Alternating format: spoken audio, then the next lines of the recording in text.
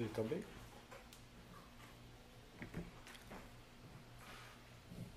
Povo brasileiro e militantes de todos os movimentos populares, sindicais, das pastorais sociais do nosso querido Brasil. Venho aqui em nome do MST para fazer uma conclamação pública, um verdadeiro apelo sobre a grave situação que o nosso país vive. Todos estamos acompanhando o agravamento da situação de saúde pública com a disseminação do coronavírus. O Brasil vai entrar num período gravíssimo de saúde pública, numa verdadeira guerra. E nós, na nossa história, nunca fomos testados como povo para uma guerra. Até porque, quando participamos na Segunda Guerra, foi lá na Europa e mandamos alguns soldados. Agora, a guerra será aqui, no nosso território, nas nossas ruas. E o nosso inimigo será um vírus invisível.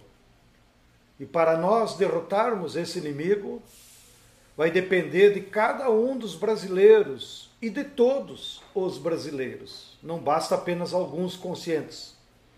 Por isso que a saída para derrotarmos e vencermos a guerra vai depender de unidade de todo o povo e de muita solidariedade entre todos. Os egoístas, individualistas, soberbos, perderão, irão para a UTI. O que nos dizem os cientistas e médicos especialistas no tema? Eles dizem, pela trajetória dos outros países e pela literatura médica, que quando um país, um território, alcança o 50º caso, a partir daí, o vírus se multiplica rapidamente. E se multiplica de todas as formas. Não é apenas pelo aperto da mão, pelo beijo ou pelo espirro. Ninguém sabe direito as formas com que um vírus vai se esparramando. O fato é que ele se esparrama de uma velocidade incrível, quase sem controle. E do 50º caso, ele tem um pico que vai durar 20 dias mais ou menos, que pode atingir milhões de pessoas, como aconteceu na China. Então, todo cuidado da saúde pública do povo brasileiro terá que ser nesses 20 dias. E ontem, a cidade de São Paulo alcançou o 50º caso de afetação do vírus e o primeiro caso de morte. Daqui para frente, nós vamos viver essa aceleração do processo. Portanto, nós teremos de agora até mais ou menos até o dia 7 de abril para travar essa batalha decisiva que pode custar a vida de milhares de pessoas, como aconteceu na China e como está acontecendo agora na Europa. Bom, o que fazer para enfrentarmos essa situação tão grave? Claro, existem as recomendações médicas que estão lá na literatura. Lavar as mãos com sabão, não se preocupe com o gel, já que tem muita gente querendo ganhar dinheiro. Lavar bem as mãos com sabão, evitar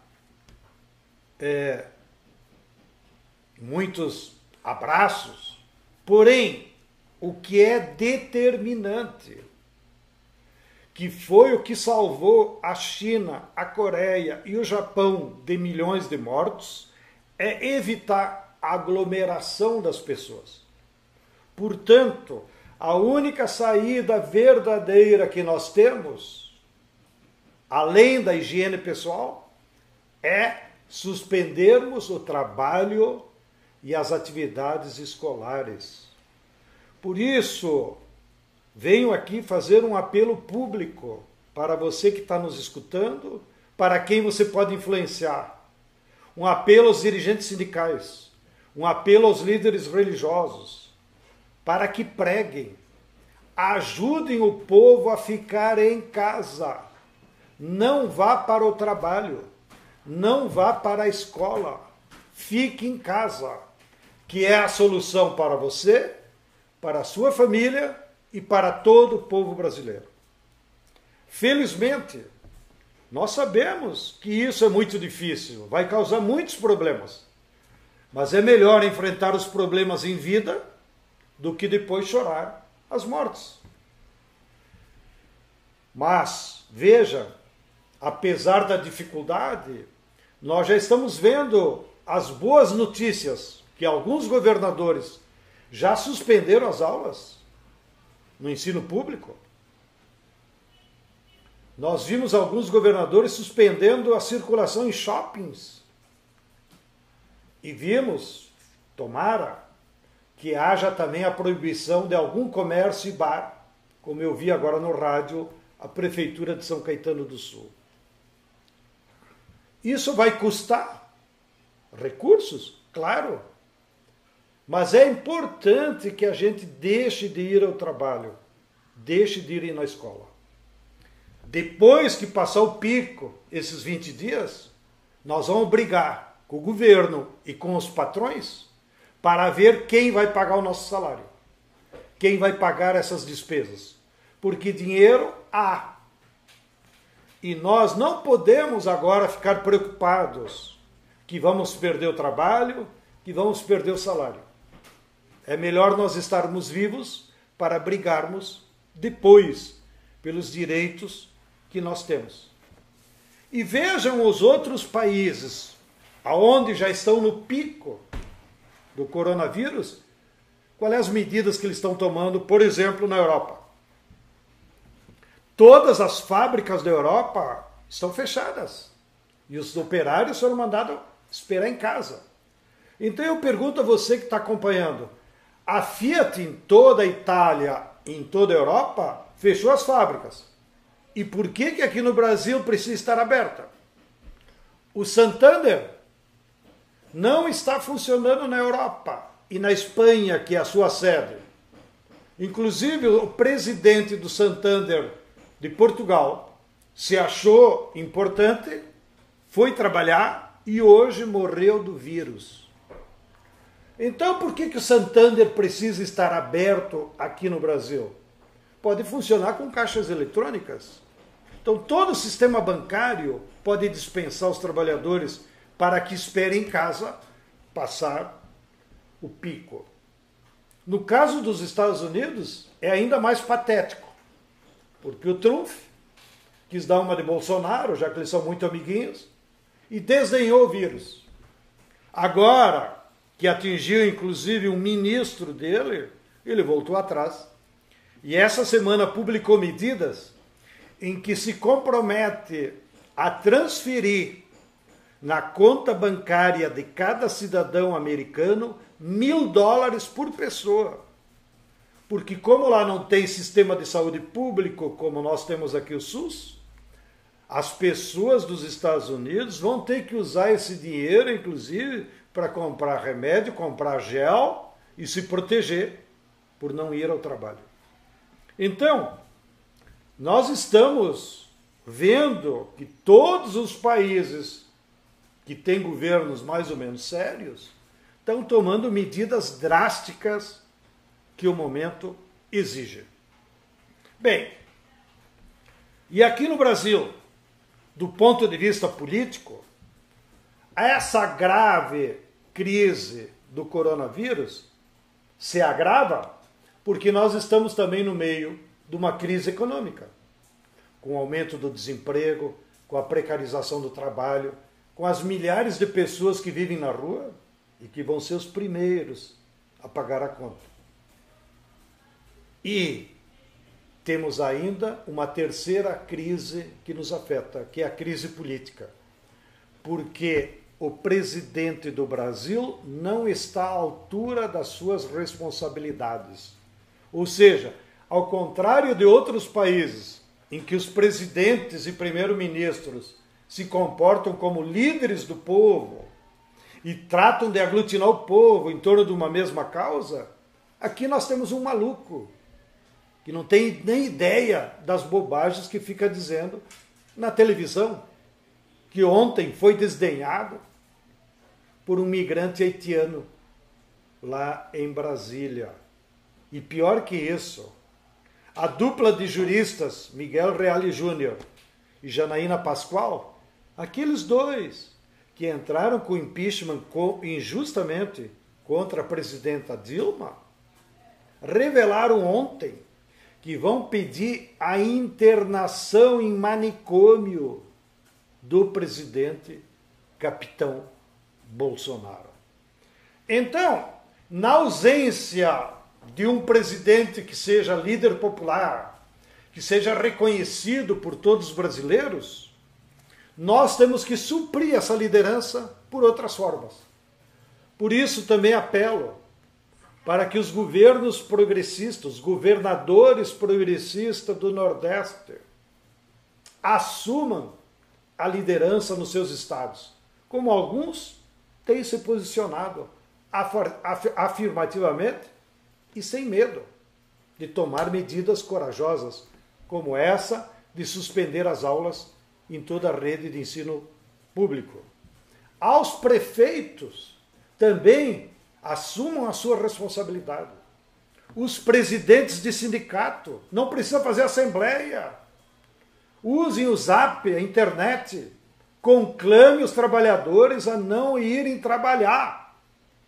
E depois que derrotarmos o vírus, vamos derrotar o governo e os patrões para garantir que esses dias não trabalhados tenham seu salário integral. Conclamo aos líderes religiosos, pastores, as mães de santo, pai de santo, os padres, agentes de pastorais, que nos ajudem a conscientizar o povo para que todos fiquemos em casa, para superarmos esse momento tão difícil. Ou seja, agora vale a palavra de ordem do nosso querido Bertolt Brecht. Não espere pelos outros. Assuma o comando para que o povo brasileiro não tenha que pagar com mortes pelos erros dos atuais governantes. E, do ponto de vista da mobilização popular, hoje, atenção, está marcado um barulhaço, um buzinaço, um panelaço, um gritaço. Todos estão convocados aqui às 20h30, no dia de hoje, 18 de março, a gente vá para as janelas gritar contra esse governo de malucos. Ontem, lá no meu bairro, na Pompeia, já houve uma demonstração efusiva de milhares de moradores que saíram às janelas gritando fora Bolsonaro, Marielle vive, acusando-o de miliciano. Isso demonstra, de forma espontânea, que há energias na sociedade brasileira, energias positivas, que querem se manifestar e querem superar essa situação maluca que estamos vivendo. Então, hoje, precisamos transformar as nossas janelas nas praças de manifestação. E fique alerta, porque pelas redes sociais, a Frente Brasil Popular, a Frente Povo Sem Medo, os partidos, os sindicatos, certamente nós marcaremos novas datas de mobilização na sua janela. Vai ser a forma de nós percorrermos esses 20 dias defendendo os nossos direitos. Certamente alguém vai se perguntar, mas não haverá dinheiro para pagar os salários dos professores, dos trabalhadores que não vão poder ir ao trabalho? Pode ser que a empresa não tenha os recursos, mas o governo tem. Vocês viram que eles passaram o ano inteiro dizendo que o governo estava quebrado? E de uma hora para outra o Guedes achou lá 140 bilhões para medidas paliativas?